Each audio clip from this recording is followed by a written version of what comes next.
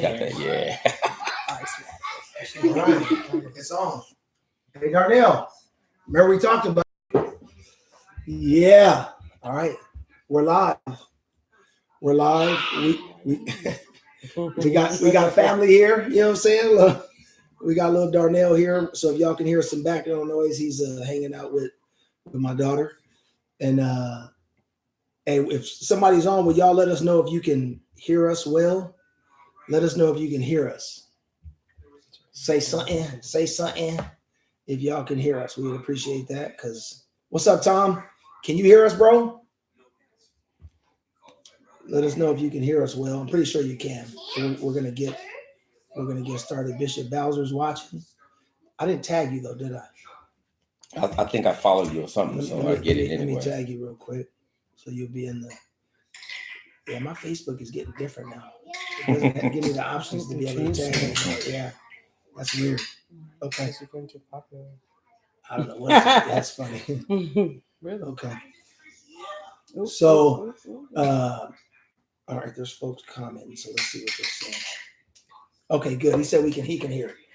Okay, so tonight we wanted to do something a little bit different, just kind of to break it up a little bit. We've been talking lately about bringing other people on, just to have conversations, to just get to know just other people, random, just whoever, just anybody for that matter. So a couple of weeks ago we talked about bringing our wives on and just like having a conversation about whatever. So we don't really have a planned agenda for tonight. The agenda is sort of a free flow, but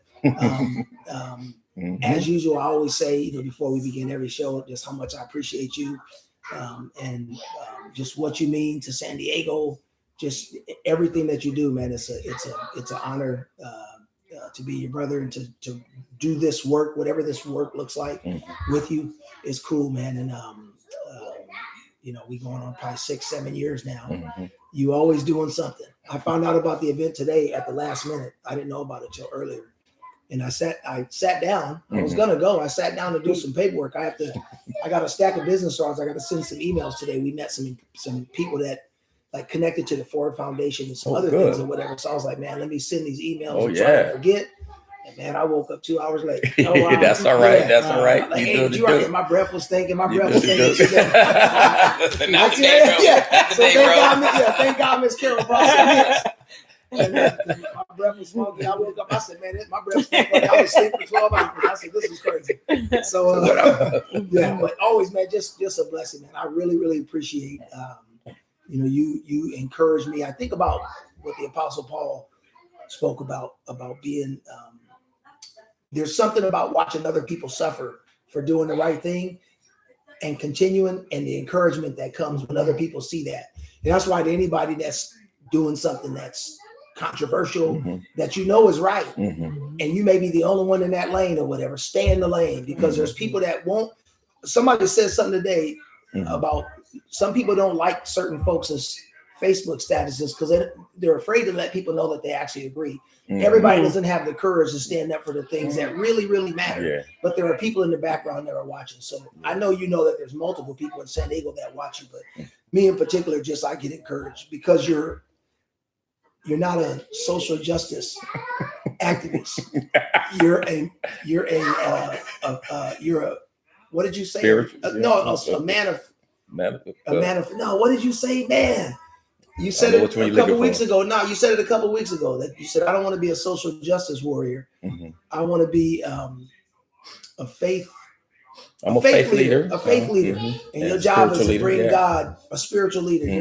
Your job is to bring God, what we would say from a biblical standpoint, into the public square. Right. And so I appreciate the work. And the devil don't want us to do that either. He's really busy. That's for sure.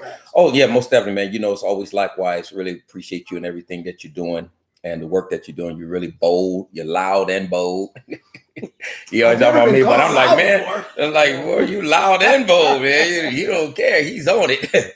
But really appreciate it. Set a good example to look at and say, wow, okay, somebody else, that I can stand with. That's being bold. So whatever I see you doing, whatever you're involved in, I most definitely appreciate it. And we speak honestly to each other about whatever it is, and but we still support each other no matter what it is. And so because we believe in each other and believe what we're doing. So I believe in you, man, and I really appreciate you. And it's gonna always be that way. And we still doing it, making it happen and making it work and so on. So that's for sure. Absolutely. And the other thing that we always do is if we have some kind of a shirt on that has a message to point it out. So I said I want to start wearing my homework shirt more. Most of you probably know already, but if you don't, Homework is a program that we started in the beginning of the year to help formerly incarcerated women and men get connected to the building trades. And we do that in 5 ways. Life skills, or way of life skills is what we call them, is the foundation of our house.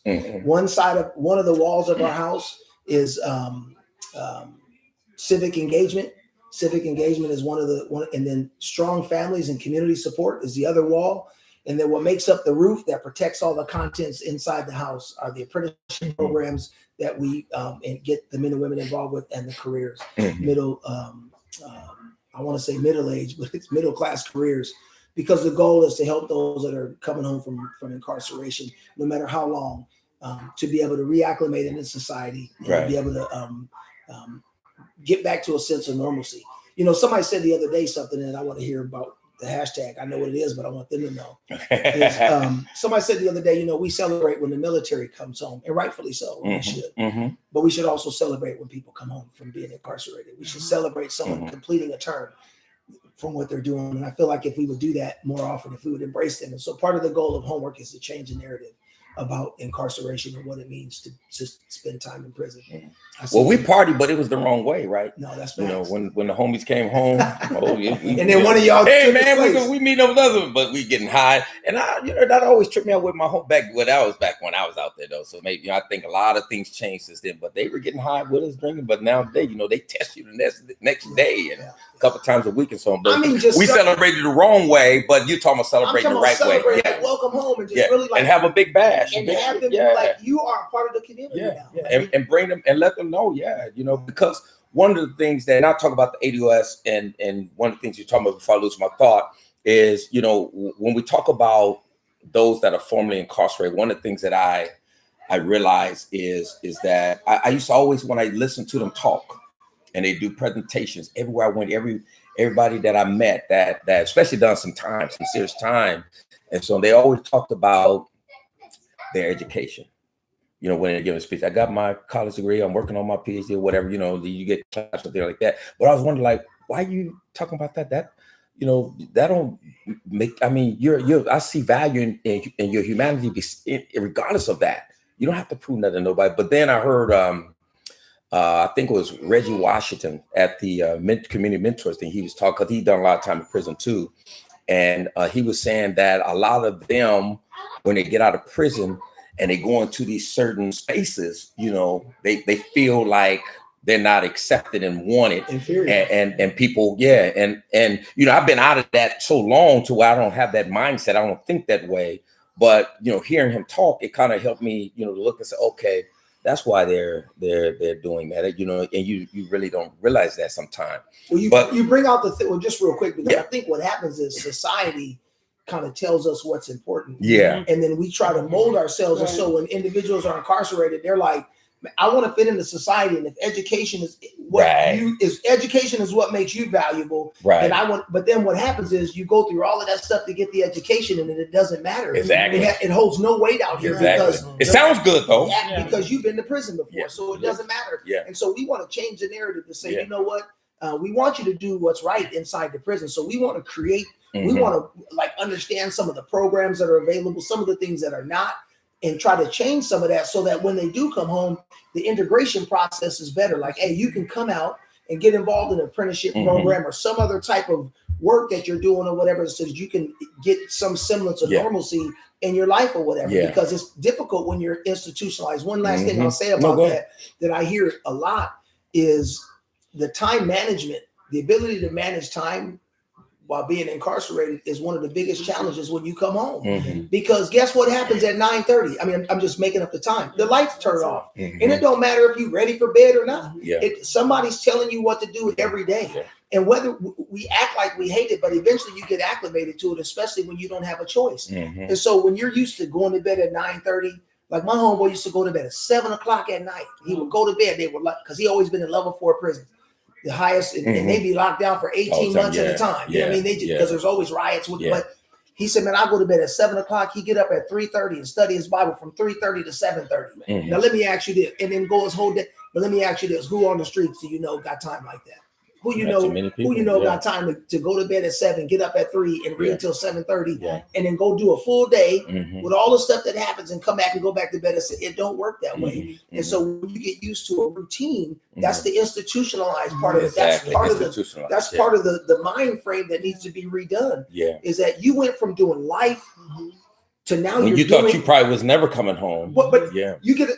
You went so 25 to life or 15 to life. You went to do a life in prison to now you're doing life. Now you're really doing life. Yeah, this real life. Now you know what it's like to get sidetracked, and now it's 10 o'clock. And you're like, oh my goodness, I needed that time from 8 to 10 to do X, Y, and Z. Now you got to go to bed and it's like that's just the way it is. It's normal. And if we can bring those men and women into communities to understand that what you're going through right now is normal. It's normal to like have a jacked up schedule. Everybody's like that. And then we give them the skills to be able to manage that in a safe environment that's not going to club them over the head if they make a mistake. We have to give them time to land their plane. They've been flying jet fighters and all this adrenaline and not knowing what's going on to like I remember when your homeboy came home, he was like, I gotta work. And I said, brother, I remember that. I said, man, why don't you go walk on some carpet first? You ain't been on carpet in 17 years. Why don't you just take your shoes off and just take a break, brother? You're okay. The world's not going, it ain't stopped when you was gone. It ain't gonna stop now. That's right. Just enjoy it. And then as soon as they get caught up in the rat race and all these expectations and you don't have the discipline, it pulls you all kind of different kind of ways. And I see that all the time happen to people. And as you're thinking, one of the things that I was thinking about is like when I talk with people in prison and deal with them, especially if they get ready to come home and they either want you to write a letter or help you some kind of way, but they make all these commitments. Like, look, make no commitments, bro, because when you get out here, it's going to completely change it. Then because if I'm expecting you to do certain things, you don't do them, then I'm gonna be like, okay, what do I do? I know this is new to them, don't want to put pressure on them, but at the same time, I want you to live up to your commitments, and it becomes a struggle. So ADS stands for American Descendants of Slavery. It's a hashtag, it's really moving big on Twitter. It's on Facebook. They have their own little page and stuff on Facebook and Instagram and things like that. There's another term that some use, like Tariq Nasheed, they use Black Foundational Americans. And so there's other different terms, but all these terms are used the saying that we as Black people here in America we are descendants of slavery. Our people, our bloodline, those that were in slavery, their bones are in the ground and they came through slavery. And so that's what we say. That's where our connection is with this soil over here being brought from Africa. And a lot of times when we say African American, that's why the term used African American is because we don't know where we're from. When somebody from Nigeria come in, they'll say they're Nigerian, Nigerian American, or what if they become American citizen? I'm Nigerian American or whatever they are. But we have to say African American because we don't know. We got to claim the whole continent. Exactly. All those different countries, and we got to claim the whole continent of it. And so I know sometimes when they say Black American, and there's so much, I see a lot of different debates on Twitter about this also, people going different ways with it. But one of the arguments, one of the educational pieces that I saw on this is when you talk about Black American versus African American, when you talk about Black American, you're talking about Black could be from anywhere, right? But when you talk about African American, when we use the term African American, we're talking about the ADOS, descendants from slavery, descendants of slavery versus Black American. Black American was tied into Pan-Africanism, which more so is universal, believe in the movement of helping Black people throughout everywhere. The entire diaspora. Yeah, but which we all are for that. But what we're saying with ADOS is that we're fighting for racial justice and racial equity and closing the racial wealth gap right here in America with what blacks are going through, that American descendants of slavery are going through here in America, that's tied to slavery here in America. Specifically. And that's one of the things I try to say in the speech today is that when you talk about policing, that's in Charleston, South Carolina, that's where it stemmed from. They was walking the beach and it was to enforce slaves, those that are enslaved in America, right? And so, and that just turned into what it is now, but it's still kind of the same way, right? We don't see policing the way white folks see policing in La Jolla. When we see it more sometimes as the oppressor, or we get a little nervous. I know he's gonna try to do something to find something on me. Even if he can't find anything on me, he's just gonna wreck my day by asking me, can you search my car? I'm on probation or parole and all these other different things, rather than just, you know, if my tail lights, I'll just give me a ticket for it. But that's not really why they're pulling me over. And is a tail light really a safety issue? You know what I mean? Versus or turning or going past a line or turning without putting a blinker on, you know, is that, you know, really an issue that you should be really concerned about in policing? You know what I mean? And so when we talk about American descendants of slavery, we're really just asking for reparations. We're beat, and people get caught up in that, but we're asking to be made whole, right? Which does deal with cash, but it also deals with a lot of different programs, right? One of the things I talked about today in the speech was lawsuits, because I read an article today in the Union Tribune when it talked about sex crimes. And now people who were victims of sex crime, but they were the victim of sex crime in the 70s, before they couldn't sue, right? Once they got grown and got older, they couldn't sue, right? But now they have, like, from 2020, from January 1st, 2020, they have 3 years to file a lawsuit. And then after that, you know, people, of course, they got to, you know, once this discovered, 5 years, you have that time. But you can go up to 40 years old. But right now they open up to anybody, whatever age you are. But then it's going to be up to 40 years old. Because, you know, when you're young, you don't really know what to do. And so I brought that out about police brutality, right? Because when I was 17 years old, I was kidnapped by the police, handcuffed, taken to an isolated place and assaulted. And I didn't know nothing about I wouldn't file a complaint. I didn't know nothing about filing a lawsuit or anything. But when I thought about it later on, it was too late. I said, man, why was I thinking about? Why couldn't I, you know, why didn't you file no lawsuit, man? What were you thinking about? You know, and so I couldn't. But they need to pass laws, like for the sex crime, they need to pass laws for police brutality that folks can do the same thing, you know.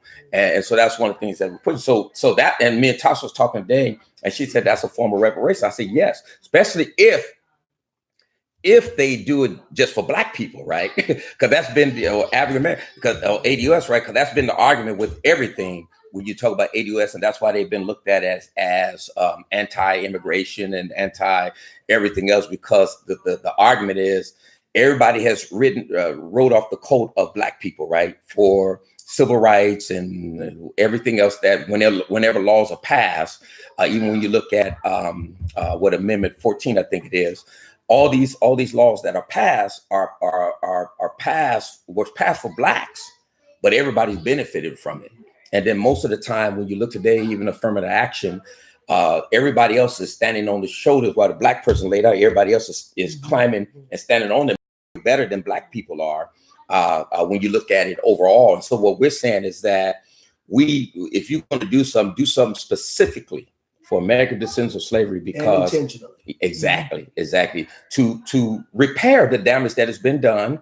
And yes, we ask for cash, but people get caught up in that. But that's not the only thing. We're asking about for a whole slew of programs that need to be implemented, you know, specifically for Black people, because you have specific things for other people. So what ended up happening, and we always get lost in the shuffle, is they'll say Black and brown or this coalition or whatever, and we're saying, well, nobody's against any of that. But right now, let's fight for this. And I'll say this, and you guys can jump in, but one thing that I shared today was about arrests in San Diego County.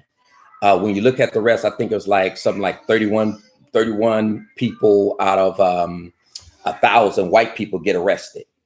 34 out of 1,000 Hispanics get arrested, but 122 people per 1,000 for blacks get arrested. So it's overwhelmingly that blacks are being arrested, like based on the proportion of people black people that are in San Diego County. But who do you hear pushing that? Who do you hear fighting and speaking out against that, I should say, and saying, hey, this is unjust what's happening to black people? You. So we always say black and brown, which is cool. I love my brown people, and I got close brown people. But when you talk about justice and fairness, we have to make sure that we're being right with that. And so what our coalition should be saying is that we got to do something about why so many black people are being arrested disproportionately like that. That is not right. We got to do something about, in the 25-year report of the DA said, a black person was 7 times more likely to be killed by a police than a white person, versus, Hispanic 2 times more likely to be killed than a white person. So we got to do something about that. So all we're saying with ADOS is that, like, we have a claim, a justice claim, and it's specifically for us.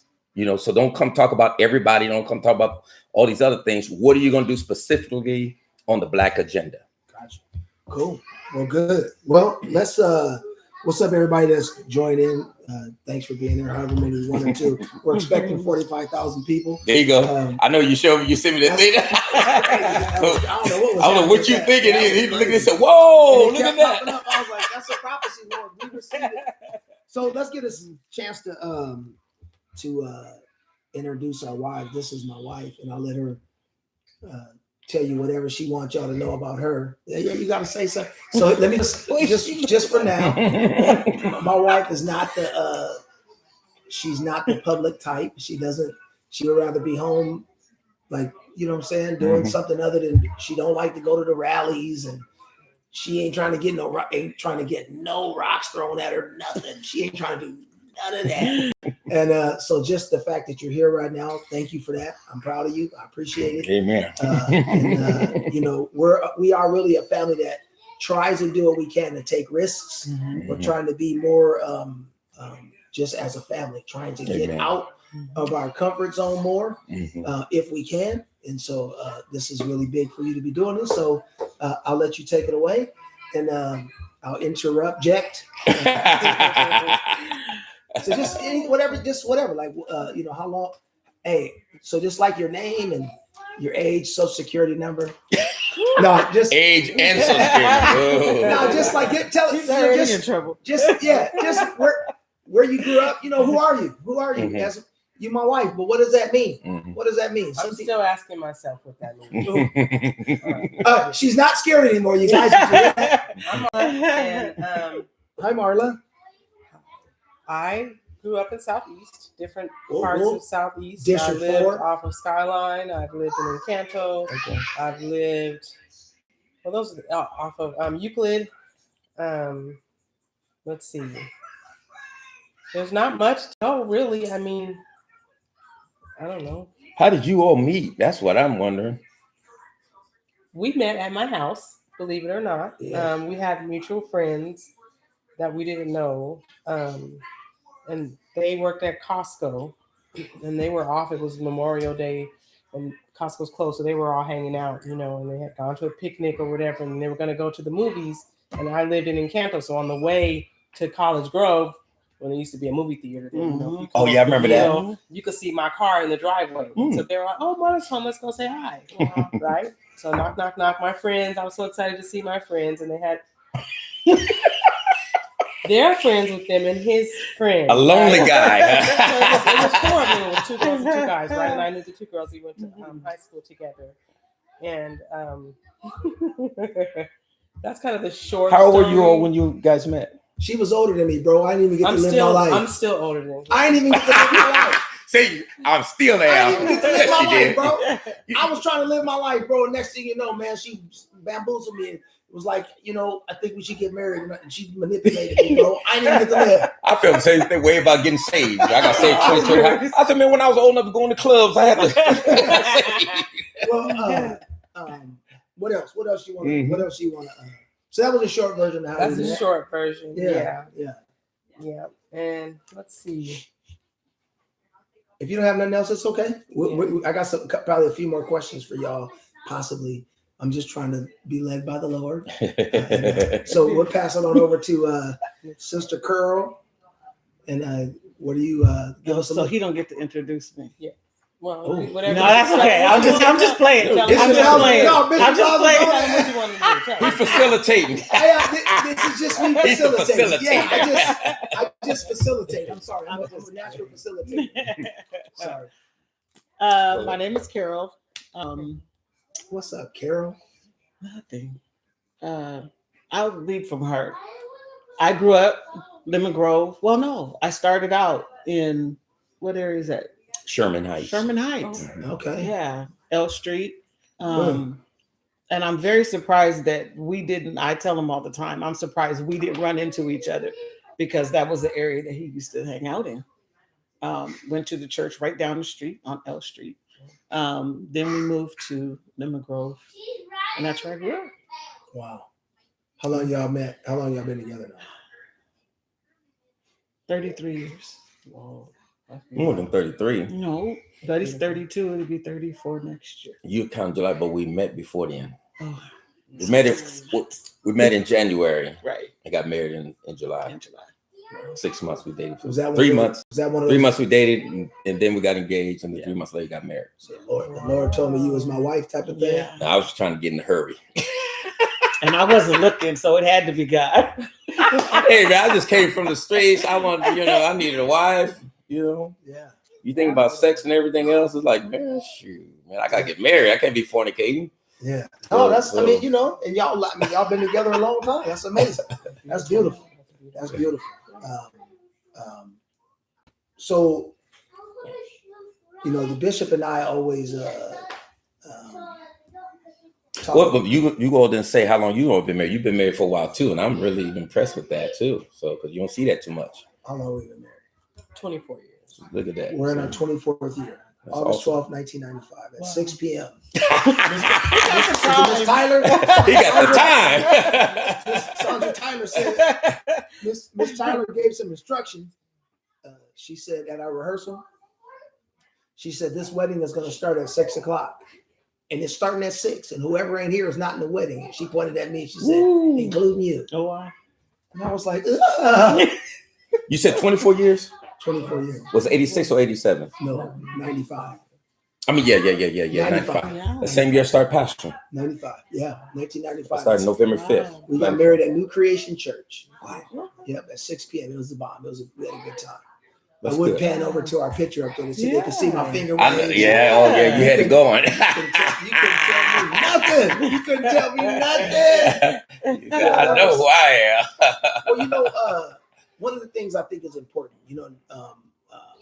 one of the things that's, I think, just talking about how long we've been together and stuff, I think when we look at certain people and their marriages and stuff like that, I think it's important to recognize that marriages do not come without their issues and challenges and problems, right? Yeah. And one of the things I talk to people a lot about when you read the Bible, like the Bible is one of those type of books that depending on where you are in the scriptures, you could turn one page and it represents 500 years.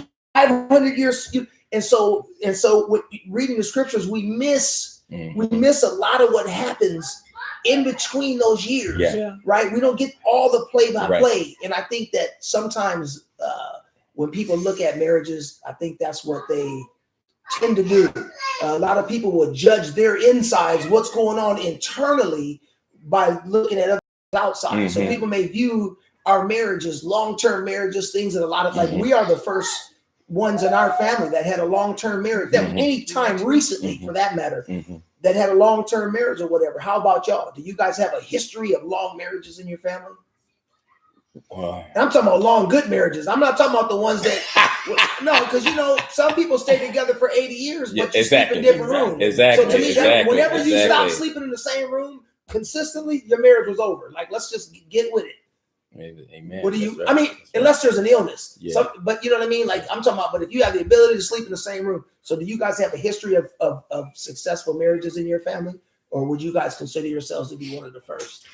I don't know about her, but I know in my family, when I look at some of my aunts and that's been married, my mother says, well, my mom, that was my stepfather was married to. but I consider my dad. And they were married 30-something years. Death is what separated them. You know, they died young. My mom died at 55. My dad died 2 years later at 57. And they had been married 30-something years. When 33, something like that, years when they had passed. But that was a real bumpy marriage. I mean, not so much bumpy. Yeah, it was a bumpy marriage. Come here, we told last week, you shot, stabbed, all kinds of stuff. That was more than bumpy, and all the fights and arguments in between. You know, that's what I tell my son. You know, like, hey, bro, you know, I grew up in this stuff, and that's something your kids ain't gonna want to grow up seeing. You know, so, you know, the arguing and all that kind of cut that down, because especially in front of your kids, because I grew up seeing that. And my thing is like, and I'm not saying that would let me to gangs, things like that, but I hated to be at home, you know, being in the streets all the time, you know, and I was determined in my mind, even though when I started getting in relationships, I did start becoming abusive too, right? With women, you know, I was in the streets though, but you know, same thing, you know, arguing, you model fighting, what you saw. Exactly. You model know, what you see. No, exactly. I get it. Which I said I didn't want to do, right? You know, but then when I got married, you know, God was able to help me with that, not to do any of that kind of stuff. So that was a blessing with that. But I had aunts that's been married for 50, 60 years and until the spouse died and things like that. So I kind of saw it on my mom's side here, you know, with our relatives and things like that. But when it came to our second generation, us, the cousins and myself and things like that, you've seen a lot of the divorces and different things that things are not working out. So especially, you know, getting in the church, when you start out in the church, you see a lot of people getting married. Then as time go on, it really surprised me to see some of the people that divorced and separated and split up. I mean, there's some that's still together, which, amen, thank God for that. That came up around when we came up. But then there's a lot of them that's been divorced, you know. Well, that's a good segue into a question I wanted to ask the two of you to see. What if you could tell a young woman that is going to get married, what would be like some advice that you would give? And here's the reason why I think it's important to have that conversation, because as Christians, one of the mandates, or one of the good things about what we believe is we're told that the older women, the more mature women, are supposed to help to guide the younger women and stuff. You know what I mean? And to teach them what it means to be a spouse. And so, like, what would you say in your you guys have 30 years, you said? 33 years. So there's 57 years of marriage between the two of you. That's crazy. 57 years of marriage between the two of you. What would you say from your perspective to some young woman that is gonna get married or wants to get married? What would you say? I would say, and we keep it 100 on here too. Okay. And if you want to cuss Miss Carol gone, I don't know why. Ain't no telling. He just don't want to be alone. Yeah, I know. He said, "Oh, let me jump on in here." Go on, Miss Carol, let it out. That's my mom's name, by the way. So I love good name. I love Miss Carolyn. Yeah, I love that name. So what would you say, Miss Carol? I would tell. We did a video a few years ago on marriage. I would say, first, take your time. Take your time. 2, whether you're in church or not in church, you need to pray about it. Okay. Because and I started out telling him that if anything ever happened to him, I'm not getting married again.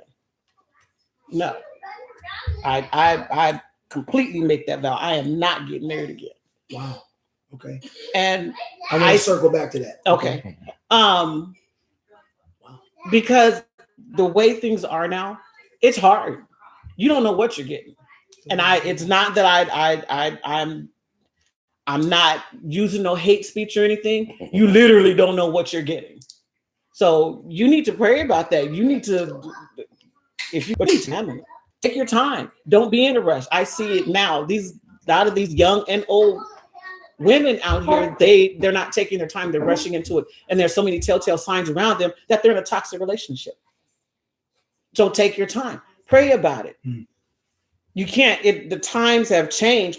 We only dated 6 months and got married. And when we tell people that, they're like, wow, Yeah, but that was of God. That's why I'm saying take your time and pray about it. Okay. Take your time, pray about it, examine. And you said and you may have answered the question, you said if something ever happened to him, you would not get married again. No. And so let me just ask you this then, as a follow-up to that, because I think that's interesting. How would you deal with, because I think this might be a good, this could be good for like women who are waiting right now and feel like they can't, right? And who may, because of and even guys too, but we're just talking from a women's perspective or whatever today. But how would you keep yourself, in a sense? What would you do for companionship? How would you live without having the bishop with you? You know what I mean? Because that's a big deal. Especially, and imagine if you live 20 or 30 years past him being gone. What do you do with that? Well, first of all, how do you even know you could do it? How about that? My faith. It's going to have to take God to keep me. And I believe that he will, because I made that vow. And because I've seen it done. Okay. There are most of the mothers that was in the church when I grew up, either their husbands left them, their husbands died. They never got married again until the day that they died. And so my thing is, if God can keep them, he can keep me too. Okay. So, and it would absolutely be hard. But here's the other thing. I don't think there's anybody else out there that would compare to him. They would literally have to measure up. And I'm sorry, but I don't think they'll be able to. Ladies, did y'all hear that? Hey, that's enough. You know what I'm saying? Look at Bishop's arms kind of puffed up a little bit. Bishop's exaggerated. Hey, y'all, look at, he was slumped over while she was talking, and she said that nobody compared to my man. That brother was like, all of a sudden he's just, bro, we ain't taking no portfolio, ain't no pictures getting taken. This brother sat up regal, like, did y'all hear that? Yes. No, but I think that's super important. And you know, through the space of time of relationship, there's a lot of things that happen to that like, and there's a lot of people that don't have that testimony that like, and there's some that are like, man, hurry up and die so I can get me another one or whatever. So for you to say that, man, and that's even more respectful that I have for you, baby. Like, what would you say to some young lady that wants to get married? I would say seek counsel. Seek counsel. Let's go to counsel. That's what I was thinking. Premarital counseling, pre-engagement counseling, just individual counseling. Absolutely. Talk about the stuff, because there's going to be stuff. There's going to be a lot of stuff. Some of it smells good and some of it doesn't. So talk about it. Look at it, every aspect, because you're going to be faced with it once you've made the commitment. So, you know, talk about it. How do you feel? And, you know, even, I mean, something as simple as, okay, it's not simple.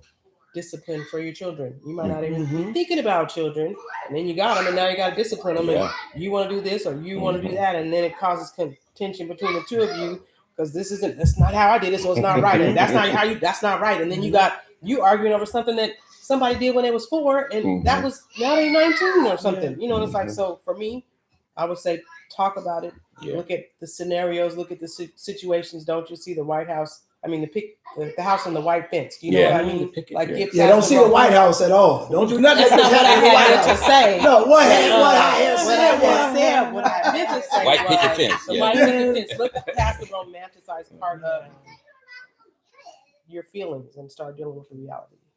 Interesting. Yeah, I like that, because I think most people look at things from a romantic view.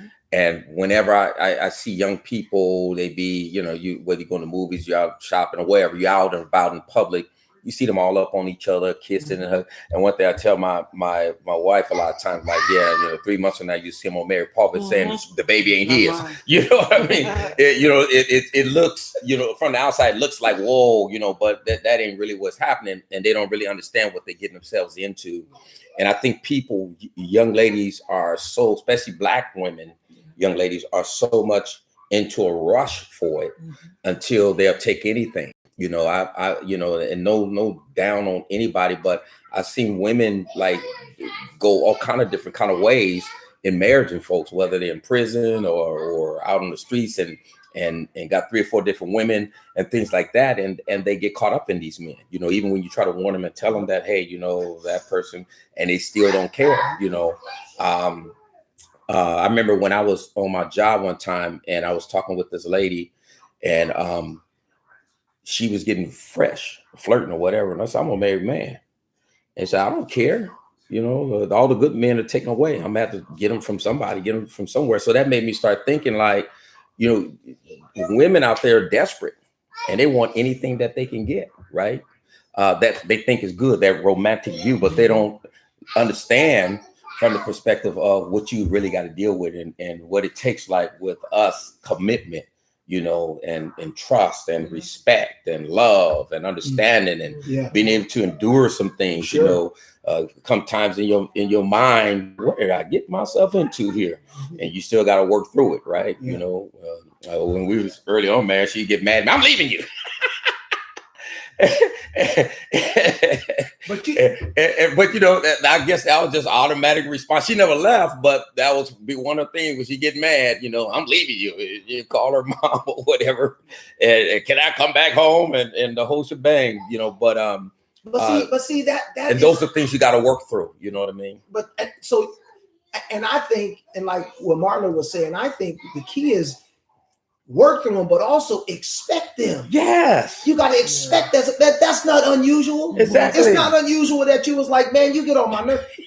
No, I'm serious. And I'm with you. Like this whole romantic idea, like, yes, when we first got married, you know, we didn't have children. We had nothing. It was just us. When we first, what did we have? So, so I want to talk about what, to me, I think, and this isn't about us talking. I want to more hear from our wives, but what did we have when we got married? When people are saying, "I need to wait," and this is for you, maybe for the ladies that have an expectation, and for you men that are with somebody that has that kind of expectation. What did we have when we got married? We had a TV stand and a dining room table that your mom gave us, and a TV. What do we have again? For the love people? Will keep us together. But that's super real though. Yeah. We didn't have nothing. Right. Yeah. So really quick, like we planned a wedding, invitations, all this, that, blah blah blah. Got married and didn't have a place to stay. He went home to his mama's house, and I went home to my daddy. Said we'll deal with it, you know. Wow. You know, because to me. I was talking to folks in my church and I was like, I'm not ready. I don't know if I'm ready. How do you know if you're ready? And one of the brothers was like, you don't know. You don't know. Tell him what happened when the invitations came. What happened when the invitations came? Yeah, you were like, I was like, oh, the baby, the invitations came. And he was like, oh, okay. And he came over and he was like it was boxes of invitations. And he was like,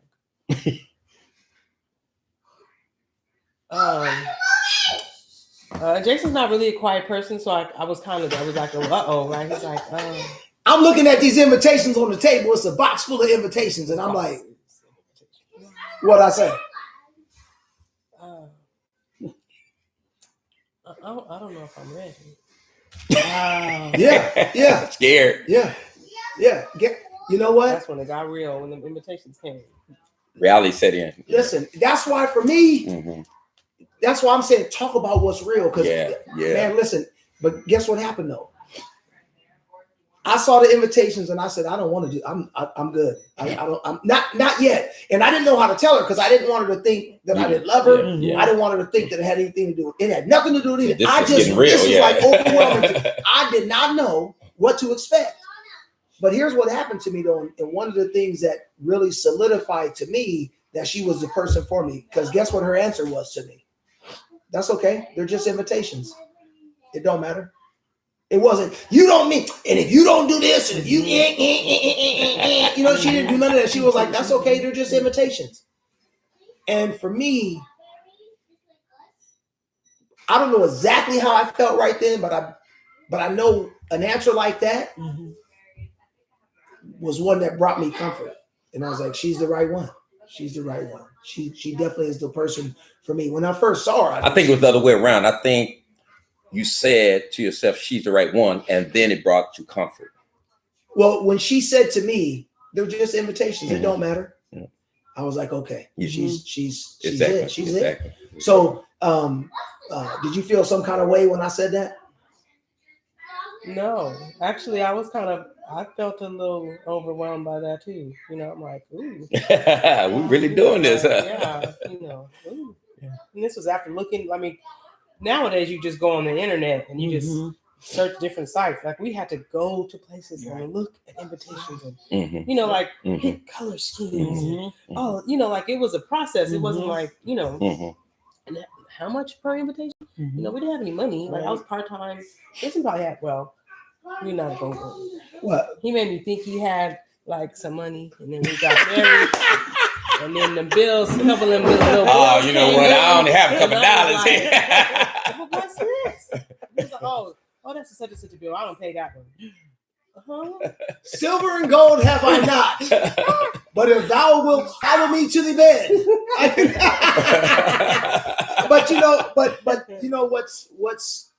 But I think that's important to keep it 100, right? In marriage, right? Yeah. Because if you don't have the space in marriage to be able to say the things that are very true for you, even in that moment, and the commitment to be able to stick it out. And I think that's what it takes. And so there's no way that you can go 34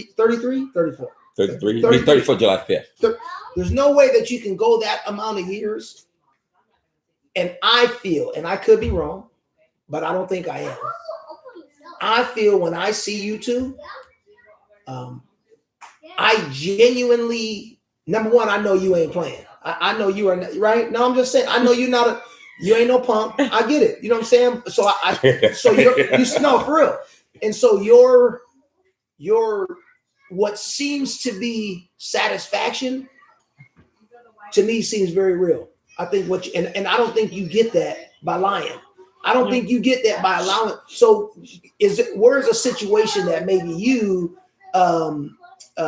maybe struggled at a time, like somewhere earlier, you know what I'm saying, in the marriage that whatever you feel comfortable talking about, because ultimately this conversation is about some other young woman thinking that she's getting ready to marry Romeo and don't know that like his feet stink. But how do you, give us a time that you maybe struggled, like you like, man, I don't know if this is real, and you had to work through it. What is something, if you can think of something?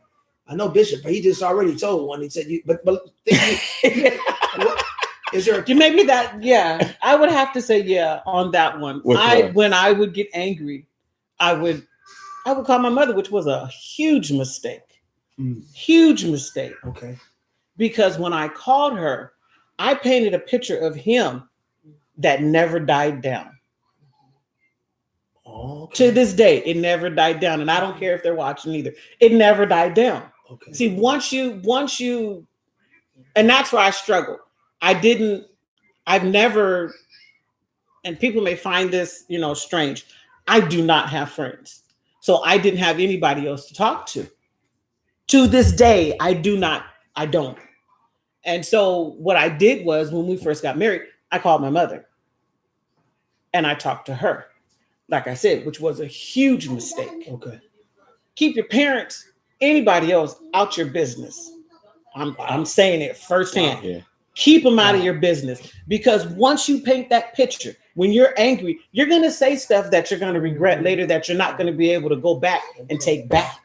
So I painted a picture of him that never died down.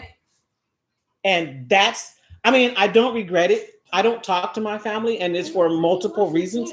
But this is one thing I don't, like you said, I don't play with. If you don't accept him, then you don't accept me. And therefore, I'm not coming around. We're one. I don't have to live with you. I live with him. And so that would, with that, I would say, keep people out your business. Yeah, that's always like, even with counseling, premarital. I'm glad you brought up premarital counseling, all that, because that is so important. Even then, people's hearts got to really be in it. They really want to learn it and commit to it, take those principles and apply it to them. but there's always 5 things that I talk to people about that can ruin their marriages, or where they're going to have struggles, like the reality of where they're going to have the struggles in their marriage. And it's children, it's sex, it's money, it's communication, and it's in-laws, family, people like that. Those are the 5 areas you're going to have issues and struggles with all the time. And so, even with my mom, but I struggle to keep, because they used to bump heads, but I used to struggle to keep it out. I tell my mom, look, you want me to come around, you stay out of my business, because if not, I'm not going to be around. Not going to be coming around and stuff, because you stay out. So I didn't call the court. I didn't call nobody. I went and prayed and talked to the Lord about any issue that I had. And that was the most effective tool that I had. I think that's what really kept me together in the marriage, in the sense of prayer. Even when I felt like, I was writing some things, she was wrong or whatever, I'll go pray and God would straighten it out. And so prayer, when I prayed, prayer really worked for me. God really went to work on my behalf with that. So, but I know that, you do have those struggles with family, different people like that. And so my motto is, as you always say, and I had a shirt sometimes, I love everybody, but I move with the movers. Those that have issues or whatever, that's on them. I'm moving on and got to do what I got to do.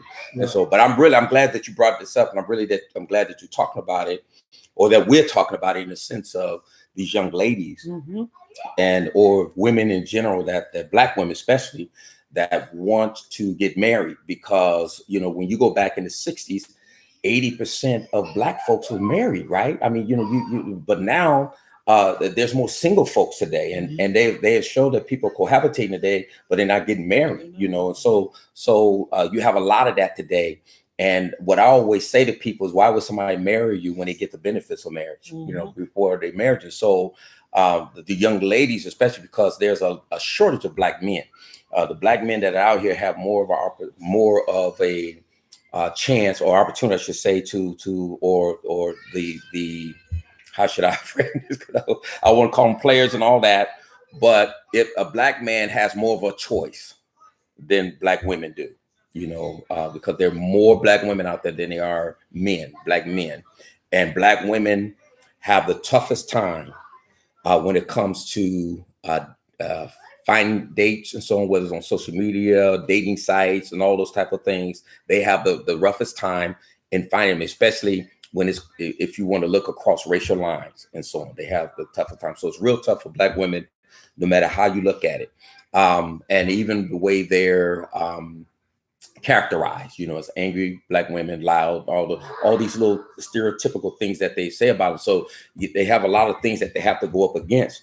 So when you find the right kind of man, you really gotta know how to identify who that right kind of man is, and be able to know how to maneuver in a way to where that you net him and you keep him. And the same thing for the brothers too. And so, but I think a lot of stuff today is romanticized. A lot of things today is as the Bible says, man look at the outward appearance, but God looks at the heart. And Jesus said, stop judging by external appearances. And most of the time, that's what people go by, right?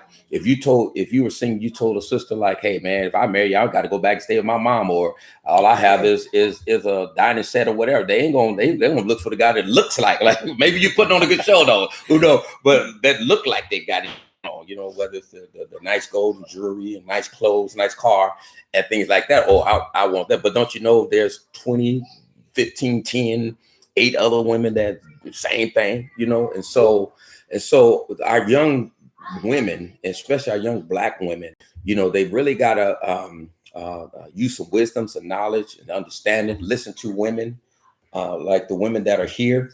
And I think, and the disappointment for me is that I really don't feel that that's what's happening, right? They like my pastor used to say, they go to the Mother Hubbards, those that are not really going to help them out, rather than coming to the women that can really mentor them and really counsel them and really help them if they would listen. Right. Well, and that's the key. And that's what I wanted to expound on that. That's what I wanted. That's what I think is important about having you two here, and why I want to really hear your perspective about this. What is your reaction to what was just said right now? What were some of the things that you were processing as far as that's concerned, or just other things in general? Well, I partly agree. I see some Black women that feel like they have to settle, you know, for less. Yeah, you know, what do you do with that? Yeah. What is that? What is that? How did you like? Do you feel like you settled? It's too late to answer that. Don't really matter now. You know what I'm You settle for less. Well, actually, but yeah, but how, like, because don't tell me that don't tell me that there's never any regret. Like, don't tell me that. So, like, what do you do with that? Like, what do you do when you realize that I wasn't the perfect person? Like, what do you? I'm serious, man. Keep it 100, man. How do you? Because that's what these women need to hear is truth. Like, you may not marry your man in shining armor. It might not even be realistic. So how do you do that? How do you wait? What does that look like? What does that look like? What do you think? Like, what's your opinion? And you never thought about it. I don't know, but what was your process for knowing that Bishop Bowser was the right one? How did you know that I was the right one? How did you? What made you make that decision? Because I had nothing when you met me. I had nothing. If I don't have you. Okay, keep saying. Yeah. No, but what was the deciding factor for you to say I want to make this decision? What was it? It was certain things about you, certain things that you did. I'm all in. I had just ended a pretty bad relationship. Okay. And I had allowed myself to do things that I wouldn't have never done. I let someone take advantage of me and use me basically. And when my eyes were finally open, because people told me to my face and I denied all of it.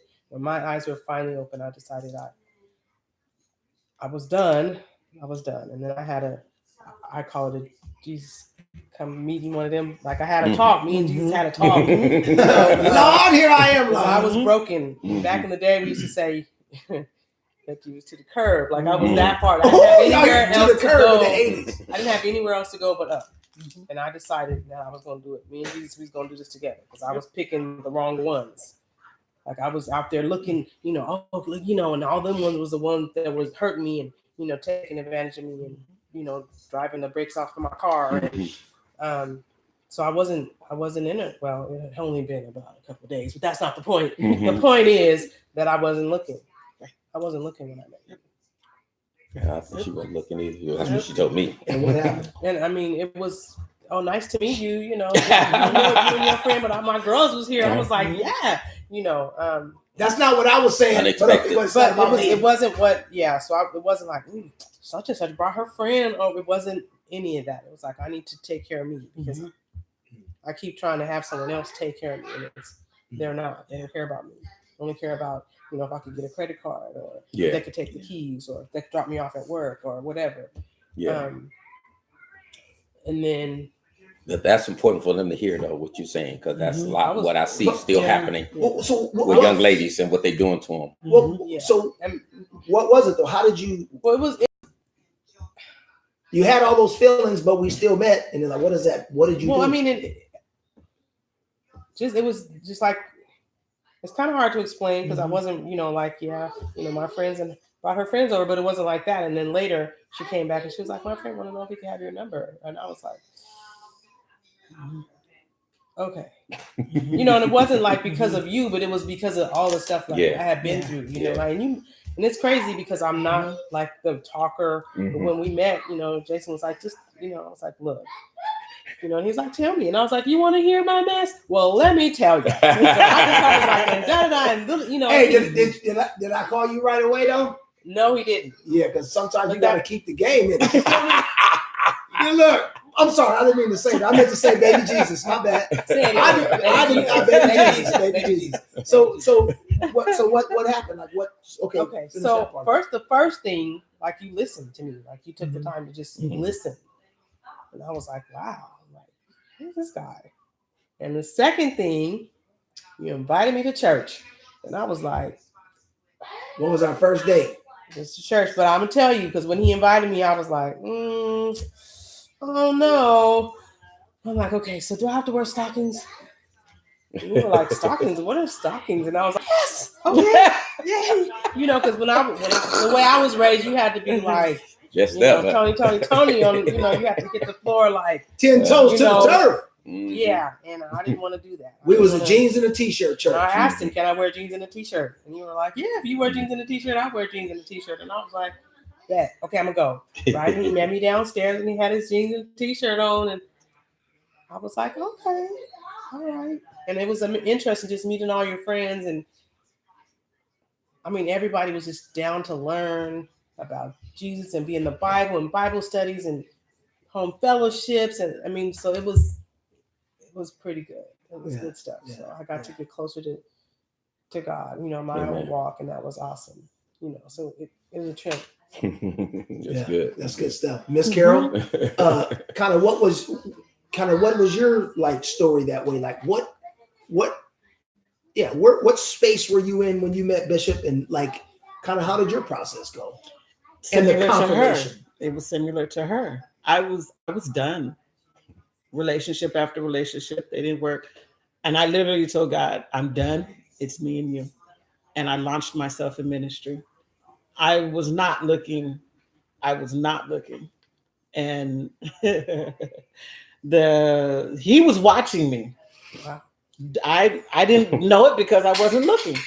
I, did almost everything in the church and I wasn't looking. I literally launched myself. Y'all was in the same church? Yes. Yeah. Okay. Yeah. Okay. So and she said, I was watching her because I was looking for somebody who wanted to be saved. That was my main thing. I was looking for a spiritual woman, looking for a woman who wanted to be saved. So I was trying to check out everybody when I found somebody that watched them to see what they were doing. He just wanted to clarify that exactly. he wasn't all. My brother wasn't in the bushes being a weirdo. Okay, we got it. So I got you. Now you got to clarify something. It's 2019, boy. Hey, this will be in the newspaper tomorrow. You know what I'm saying? They be calling my brother a stalker. So okay, so you wasn't looking nothing. You in ministry. You just living your life, and then what? Then he came after he watched me for a while. A lot of people was coming up to me telling me, "Oh, somebody's gonna come up." Yeah. Somebody's gonna cut it, and then at that time I was doing ministry work, and they were interrupting me, telling me that somebody was gonna come talk to me. I'm like, okay, whatever. And I'm trying to go home, and he pulls me to the side and says, "Can I talk to you?" Me, the person that I was back then, in my mind, I'm like, no, because I'm not. I don't even want to do this. But we went outside. He talked to me, and his approach was not. Hey, baby, can I have your phone number? It wasn't like that. Actually, he did. I just say, hey, baby. He didn't say, hey, baby. He didn't say, hey, baby. You know what I meant. What did he say, Miss Carol? Go on and tell the truth. What did he say? He said that, but he didn't say, hey, baby. He said, I've been watching you. He told me I was in my mind. I'm like, okay, yeah. You start thinking about that. I saw you walking in the rain. And he said, I've been watching you, and I'd like to know if I can have your number. But if not, I'll move on. That's what he said to me. And what happened? What did you do? What was that about for you? When he said that, I was like, okay. Mentally, it wasn't that easy, but because he didn't pressure me, when he said, if not, then I can, I'm just, I'll just move on. I was like, okay. Did you, and I want to hear, did you, had you heard that before? No. So that way, you never heard it before that way? No. Did you still run him through all the filters that you ran it? Why did you say yes to this one? Like, what if was it something special about the way he said it? Yeah. Okay. It was something and what did you? So, and I think I'm saying that because, and would you agree that when you say I can live by myself, I'll just be by myself. Do you think you listen differently than when you say I need to be with somebody? Do you feel like it's important for a woman to say I can be by myself until the right person comes? Were you really in that space? I was really in that space. I was done. And that's something I'm getting from the two of you is that both of y'all were like, I don't care nothing about being in a relationship. Yeah. And then and it doesn't mean it's always going to happen like that. But do you think it would be safe to tell would you tell a young lady that to like get to that point first before she makes a commitment? Would you say that? I would say yes, because that way she'll get to know herself. Because if you don't know yourself, then how are you going to have your eyes open to really look and be aware, of the games and everything that people play? Because if you don't take care of yourself first, how are you going to, if you're messed up and you're going into a relationship and you haven't taken care of all that other baggage, you're going to take all that baggage right into your next relationship. So I would say yes, get in that space, find out who you are, your own worth, and then I think that is incredibly important. Because even like scripturally, the Bible talks about like when a person's hungry, even something bitter tastes sweet. When you're starving, if you're really, really hungry, people say there's no way I would never eat another human body. But you ain't never been trapped on no island for 45 days either. Though. So you don't know what you would do, right? We don't know. Yeah. But I think that's good advice. And I think that's important. Is it possible for young women to say that to themselves today? Is it possible for them to say that to themselves today? Is it possible? Could you do just that's what I want to ask. You know what? Yeah. You want to know why? Yes, of course. Because my daughter says it to herself. Wow. Say that again. And she's 24. Say that again for the people in the back. Yeah. She's like, if I get married, fine. If I don't, fine. If I have kids, fine. If I don't, fine. And she's still discovering herself. She's finding out who joy is. So yeah, I think it's possible. I think our next time would be interviewing our kids. Yeah, my oldest is out of town, but so I think that's important. I really do. I really think it's important. I think it's important that young women have a chance to hear from, and especially in our community, young Black women. I think one of the things that we focus on a lot in what we talk about is issues and the way those issues affect the Black community. And it doesn't mean like that we don't care about other, not at all. There's just too many issues in the Black community to be trying to divide our time, trying to, talk about stuff like that. So I think it's important. I think it's important for two, in my opinion, y'all just two regular Black women. You got two regular dudes that don't have a whole lot. Did y'all have a big old house? That's their little grandson in the other room. He watching TV. So if y'all can hear him, hey, this is a part of what being married is like. You can't do nothing when you got the young one. So wait to have the babies. I think it's important though. Like, we didn't have nothing when we got married. Literally, like our dresser was trash bags. Like we had an apartment. And our clothes our clothes were in trash bags around the wall. You know what our bed looked like? Our bed was blankets on the floor that we folded up and put in the corner when we went to work. You know what our dining room table was? On our floor. But we had a dining room table because your mom. We bought one after the fact. Your mom gave it to us. Was it right away? Yeah, but was it right away? We did. Well, no, not right away. Because I remember we used to be sitting because we had a TV. Yeah, we had Marla's TV and a TV stand. Was it? Okay. I gave it to you. Well, no, I had it because you couldn't have it in your house. Yeah, so I, because I'm a giver. But we used to sit. I just remember being on the floor looking at TV while we eat dinner, and what did I eat for the first year and a half? Listen, it is so important. Listen to me. Here's what I'm not, but this is what I'm saying though. Like, I ate the same. We had almost, for the most part, the exact same meal. Guess what? Because it was good, and because I was thankful, and because it wasn't about all the other stuff. Right. I ate the exact same meal for most of the first year and a half that we was married. She made the exact same thing every single night, and I ate it with thankful. It was so good, and it was chicken. It was baked chicken with rice. The same meal. When we got married, we had no dresser. We didn't have a bed. We had an apartment with just some other little things in it. We didn't have a dining room table until a little bit later. We did end up getting one, but it wasn't until later. We didn't have nothing. We didn't have anything. We didn't have anything. We didn't have nothing means that we had something, but we didn't have anything. We ate the same meal every night.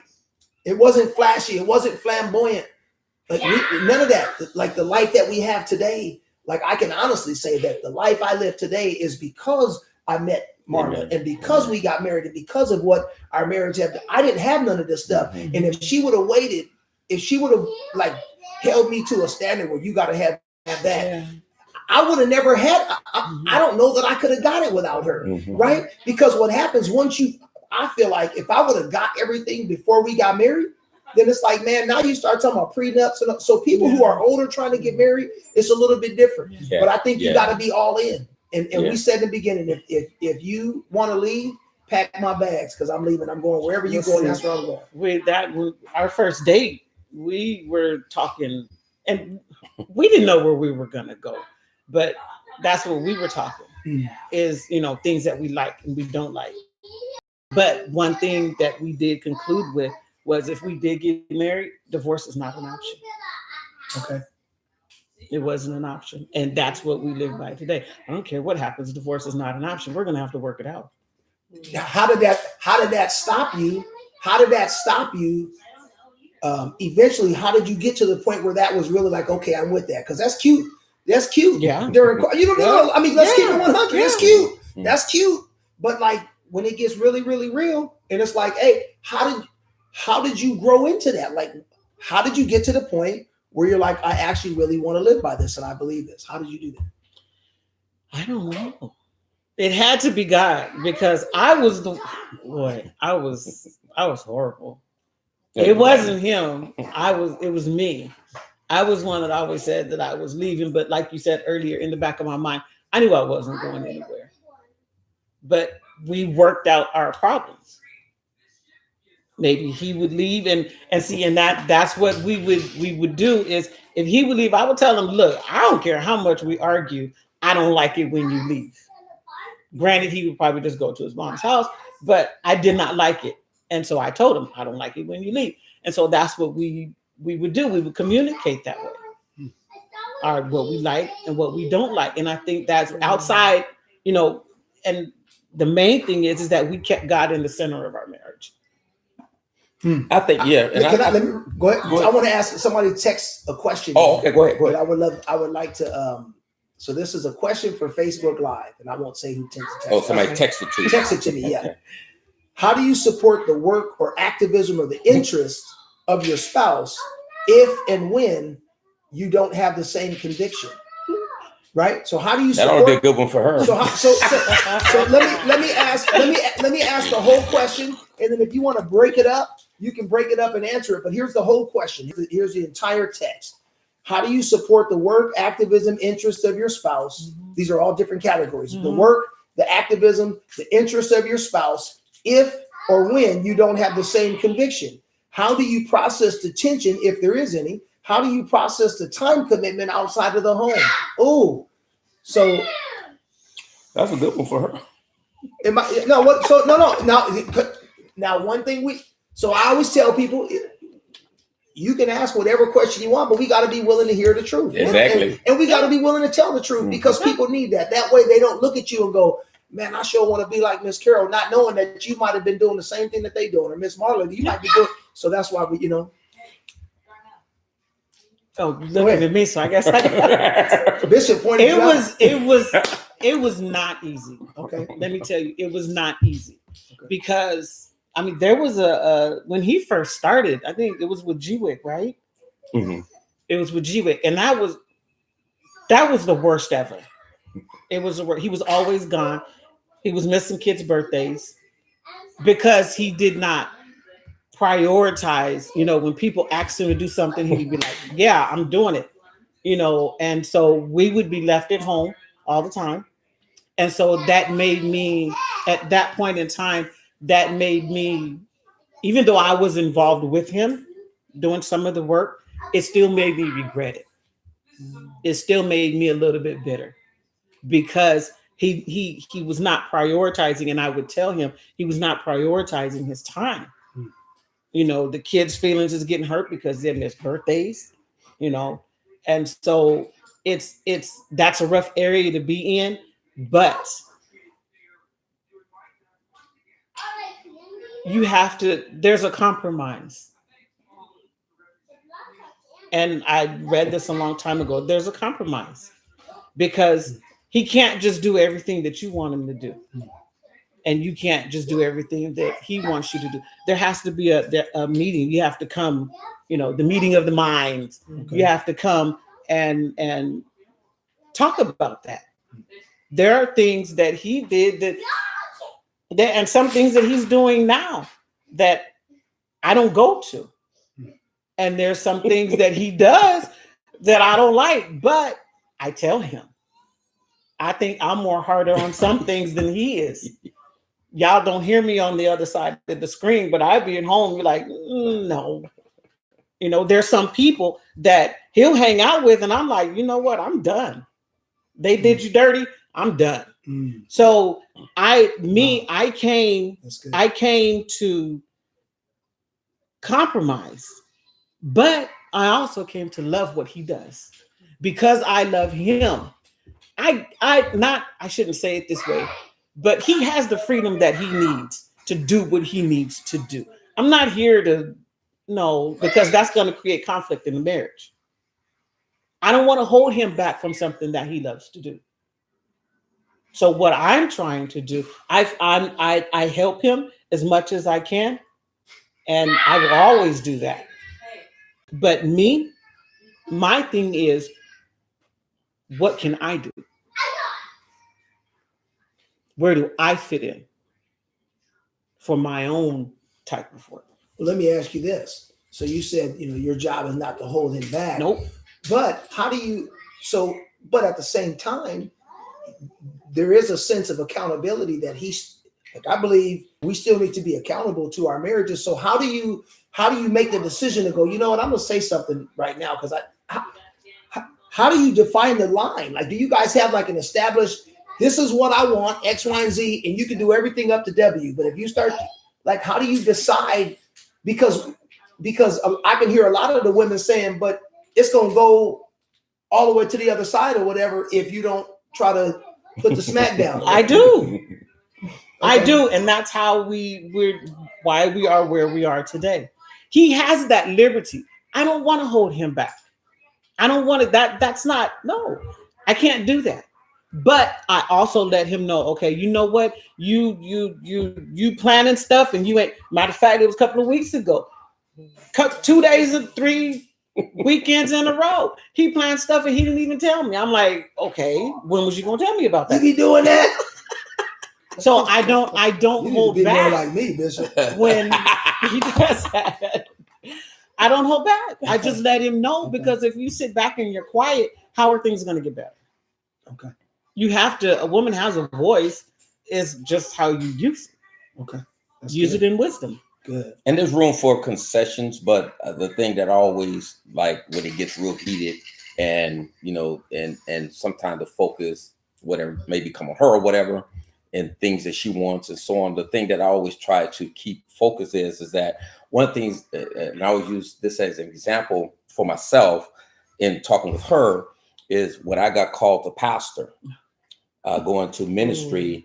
My pastor, she was, I guess, assistant pastor with water and all that kind of stuff on the pulpit with my pastor.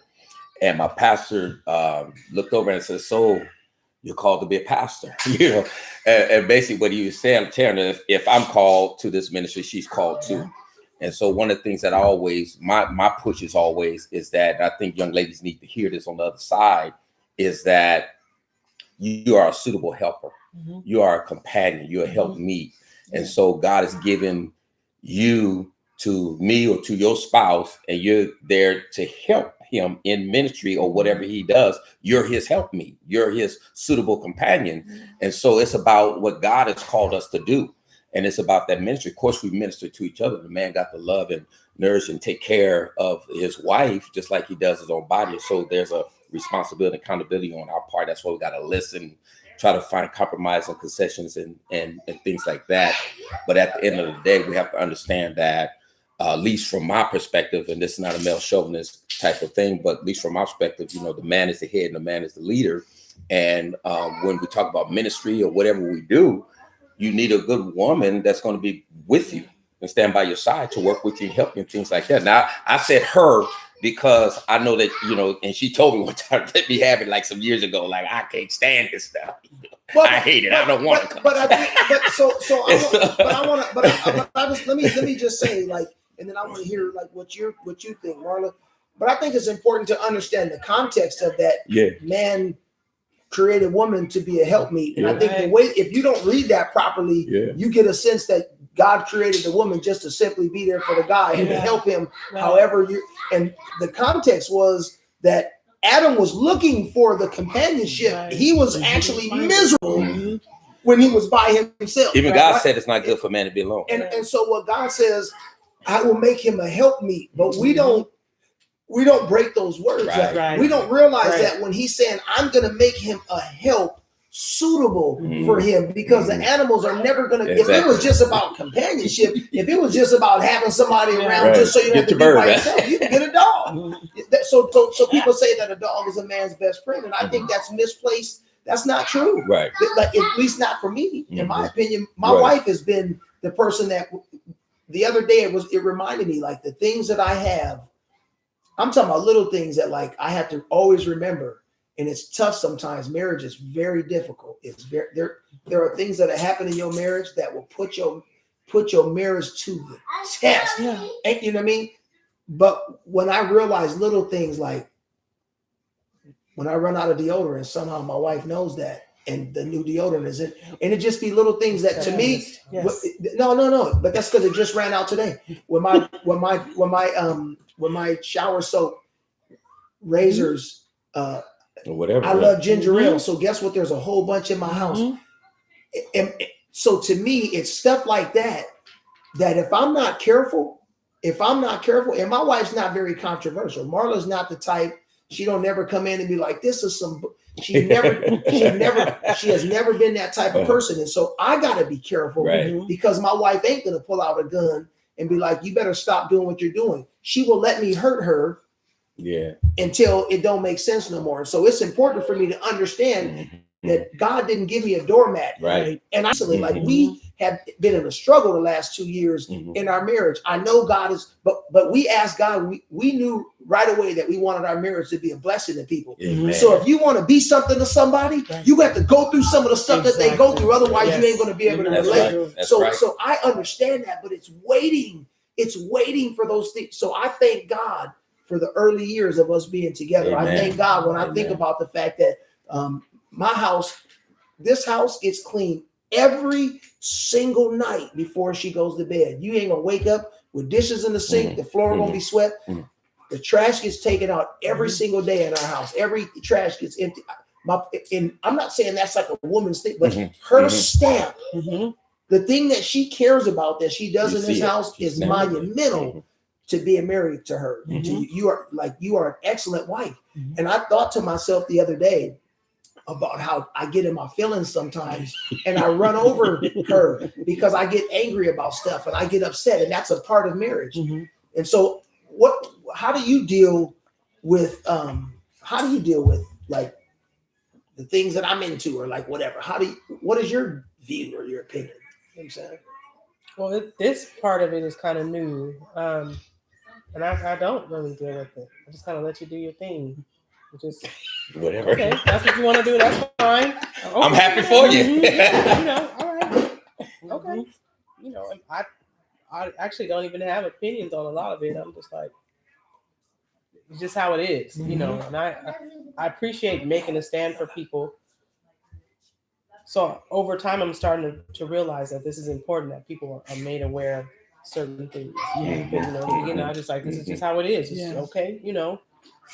I got to work harder than, the other girl over there because her skin is lighter than mine. So there's stuff that just was part of life to me. So it's just, that's what I got. That's what I do, and part of it is also because of the job that you have. Like, you've been gone. I mean, you've been at the fire station for 19 years. So in the beginning, it was every other day. You were gone for the whole day. So we had to adjust early. So a lot of it is just, you've been home the last 3 years, at night. So a lot of what you do now is just kind of an extension of that. Do you know if that makes sense? So you were already used to it before. Yeah. Okay. Do you feel like you compete with a lot of the things that I do? And be real, man. Listen, We need to work on ourselves, and so, but be real. I feel like I should have competed, but I didn't. It was just like, okay, well. Yeah. That's hard. And that's a good question. Speak on. What do you mean? Because a lot of times you do feel like you're competing for time. You're competing for that affection. And even from when my family would get angry with him, they say, "Oh, you care more about the community than you do your own family." I'm like, okay, sometimes that makes sense, but yeah, you do compete when you have your, when he's doing a lot of stuff. Yeah, because you feel for me, you feel left out. Okay, and you're sitting back there. Okay, what about me? So yeah. Thank you for speaking for yourself. I think that's really good. I appreciate that. I don't feel that way now. I get it. No, I get it. Because I'm like her. It's like, okay, whatever. Just show me where I can help you. Was it more so because we have a kid that's out of the house now in college, but one that's still here for another 2.5 more years, depending on where she decides to go to college. But do you feel like, because your kids are all grown, do you feel like things got different? Was it harder when you had younger kids at home versus now? Or kind of, do you think that just getting older kind of gives you, settles you down naturally? Or do you think it's what is that? What does that mean? And we're looking at women kind of where they are right now, from 25 to 45. What does that time look like married? That's kind of what we're asking. You have to make sure that you find that balance. Right now, a lot of times we're fighting for time to spend together, so, and including with, Darnell, we're fighting for time to spend together. So you have to, even if it's a spur of the moment. And sometimes I know he gets mad at me because he'll make a suggestion and my mind will be somewhere else. And I'll say, okay, but we can't do that because we got this, and this to do. I have this, things I have to do, not consciously realizing he wants to spend time with me. And so, I have to, once my mind settles down, I have to realize, okay, you know what? You can't keep doing that. Otherwise, he's going to stop. So consciously, I have to make sure that I'm listening to him. And when he makes a suggestion, okay, I'm realizing he wants to spend time with me. So stop what you're doing and go. Interesting. Wow. Huh. No, that's good. That's interesting. What you got anything to say about that, Martha? My homeboy named my wife Martha. So Martha. I call her, yeah, y'all can't call only my boy Vinny and myself, but none of y'all else. So nobody else. Anything you thinking? No. We are at about an hour and some change. Wow. Some change. Hour and 27 minutes.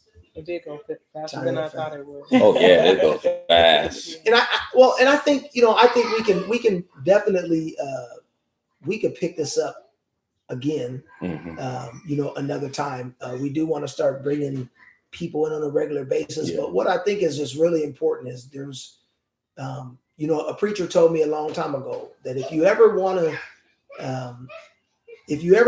a preacher is being honest, look at his wife while he's talking. Look at his wife, and if she's like, you know what I'm saying? And so I know how to. Yeah.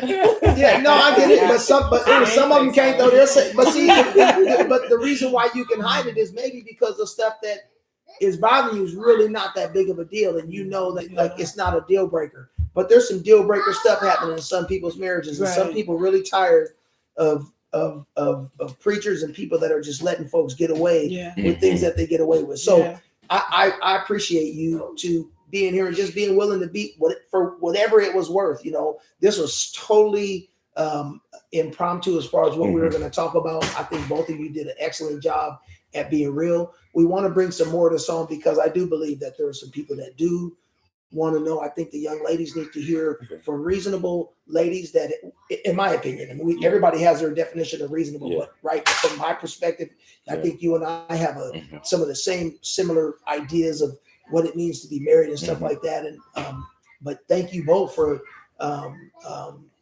being willing to come on with us and to like just open up your home. It's kind of pretty much what you've done. You see what I'm saying? It's unfortunate that most of the time, our young people, especially young ladies, go for celebrityism when it comes for advice and things like that. They look at these celebrities or somebody famous or popular and think that they have the answers when they don't. Now, you and I and us, we see that we know, because we know what reality is in a marriage and what it takes and things like that. But we see these folks married 2 or 3 years, 4 years, and all of a sudden they're experts on marriage because they're popular. That's something that they can push and have hundreds and thousands of people following, taking their advice and things like that. One of the big issues that I had is with what's that guy's name that wrote that book? Steve Harvey. Yeah, Steve Harvey. You be on Steve Harvey's head. Wrote that book, and gonna talk about relation, brother. You've been in so many different, you're not even consistent, but people was listening to that and stuff, even people in the church. And then I never read the book, but I heard some things. So, he said, don't have sex until 6 months, put them on probation. I'm like, what you mean? You don't have sex until you get married, right?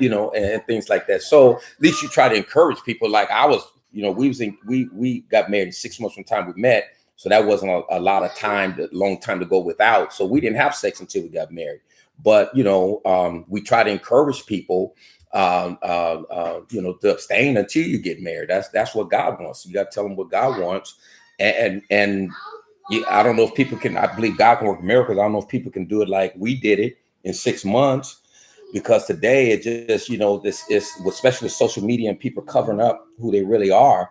It takes a while to get to know people and find out who they are and things like that, because, that's what you see on social media is not them. Even when you meet them in person, you really don't know who that person is. Somebody was suing a woman or something I saw one time because when he saw who she really was, when she took off all the makeup and all that, like, I'm suing. I posted. Was that you that posted? No, a dog was in the window going, man, I almost bit you. Where's your wig and eyelashes?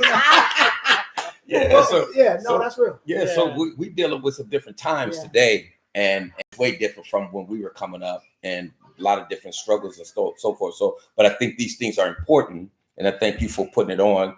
Thank you for being on, both of you all for being on and doing this. And I just, my hope is one day that people will see who the real people are that they should be listening to, because I see it so much, maybe because, God opened our eyes and give us revelation, have to see this.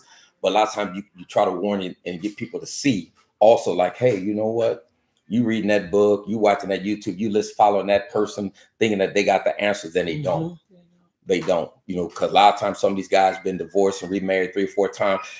How you gonna tell me to hang in with my wife, my first marriage, and you to hang in with your first marriage? You may have something to say, but I don't think you really say too much to me on that. Yeah. And you have a lot of it, even in the church and among pastors and things like that. Folks just not hanging in there, even when they know what the right thing is to do, they're not doing it. And it's kind of like what one bishop said.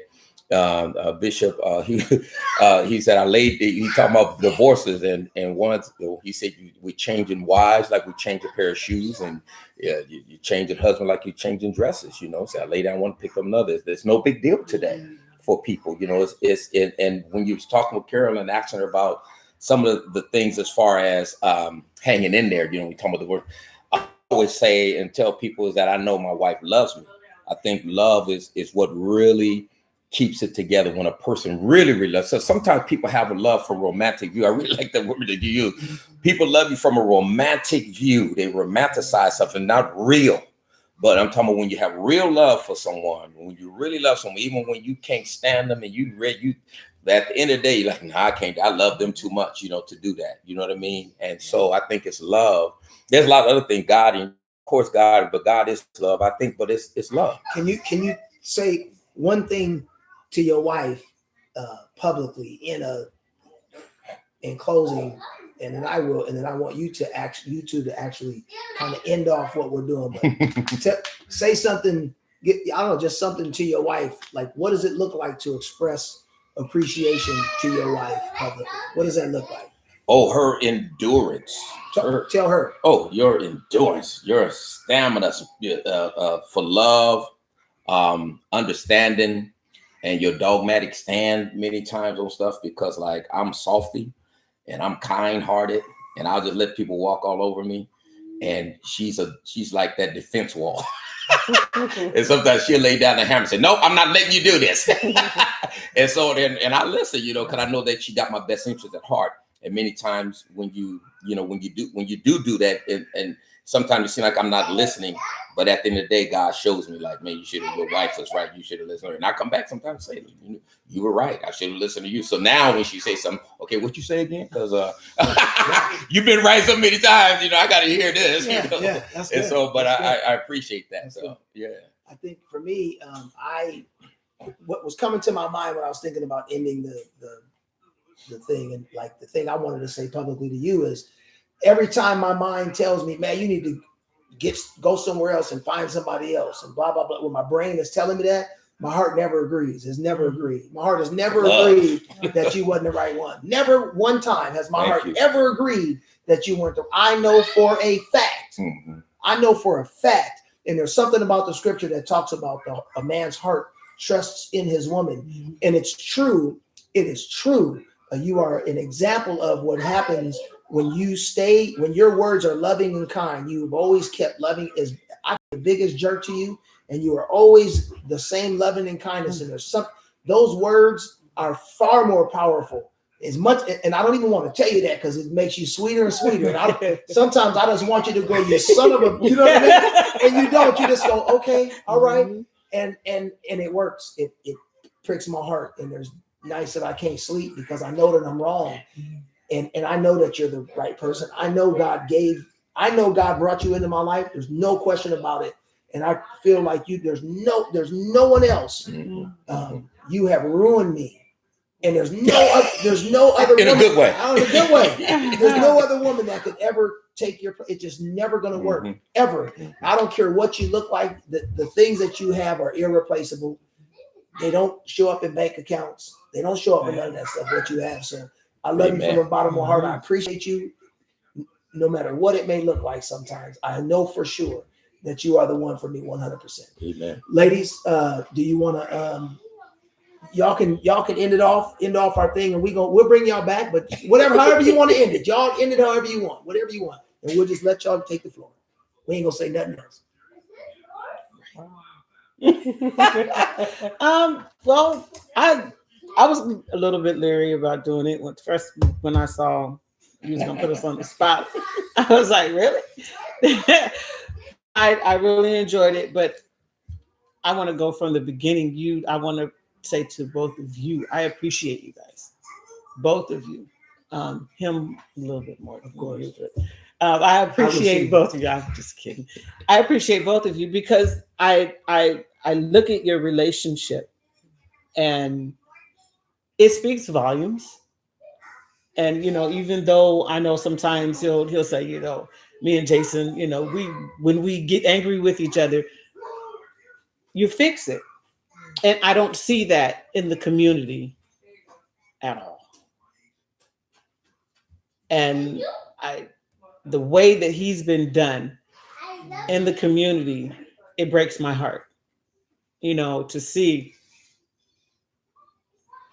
how people have kicked him to the curb. Keep it real. Yeah. And just kept stepping, so what, Bishop Bowser's gone. So what, he's not doing this. And that's why I'm so dogmatic about some things when I tell him, no, you're not. Look at what they just did to you. Yes, we forgive. But you know what? That don't mean you got to be in their presence. But I want to say thank you to you because you keep him in your presence. And not only do you keep him in your presence, but you're present with him. And so I appreciate that because that it speaks volumes. And that's what a friend is. I don't see the other people in the community as a friend because they just continually kick him to the curb. I look at all the things that he was doing And I just opened up to my son just this morning, and I was like, you know what? Everything that he did in the community, he's not even doing anymore. And it seems like no one even cares. No one has his back. No one is fighting. Okay, like, where's Bishop Bowser? Why is Bishop Bowser not doing this anymore? They don't care. So I say to you, I appreciate you. I applaud you for what you're doing. To him, I appreciate him, from the bottom of my heart. You all know what we went through last year, and that spoke volumes to me. He would sit at the foot of the bed and not move, until I went to sleep, or until, he saw that I was okay. So to him, I love you and I appreciate you for everything that you've done. Amen. That's it. Man, that's right. You know what I'm saying? Come on, man. Come on, Miss Carol. Stop it. Man, okay. You see, we ain't seen nothing. But see, we think people are not watching, and they're watching. I watch, and I see who's real and who's not real. And the unreal people, that's what I'm trying to keep them away from. Okay. Those are the ones that I'm trying to tell them about. You know what? Leave them alone. They don't care nothing about you, pastors and all. I'm sorry. Y'all heard us. You ain't got to apologize. We don't never apologize. So y'all, you are. It's all right. Amen. Thank you for keeping it real. Beautiful. Thank you, babe.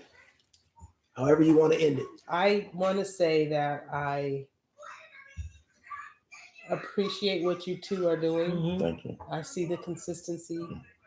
I see the fact that you guys you find a way to make it work. You come on, you try to be weekly, you try to make it work. You want to keep people aware or make people aware. I think it's important. I want to encourage you guys to keep encouraging each other. Thank you. Yes, that's a big deal. Yes, Yes. I've heard that you have felt alone. Mm-hmm. And it's important to know that you have people that will be here for you. So, amen. That's right. I'm glad to get to meet you, Ms. Yes. Awesome. Yeah, I'm happy to be here to do this. This is great. As I love you. It's, I call you my Energizer Bunny because you go all the way till you just crash and you fall asleep and you do it all over again the next day. And, there you go again. I'm your constant. Facts. Amen. Yeah. So I love you. Love you too. You're the finest woman. It's the finest woman I've ever seen in my life. Love you. Yeah. Thank you guys for your time. Yeah. Well, as you guys all know, that's it for us. That's it, man. We love you. Thank you for taking the time to watch and to be a part of it. And Lord willing, we'll see you next week. Next week, Lord's will. All right. Don't cuss until the video's on. Yeah. You don't want to look like hypocrites.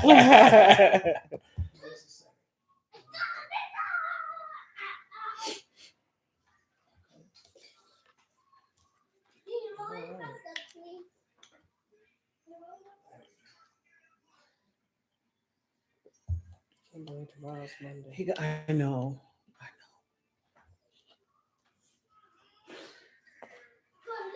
I found a prayer in my prayer book.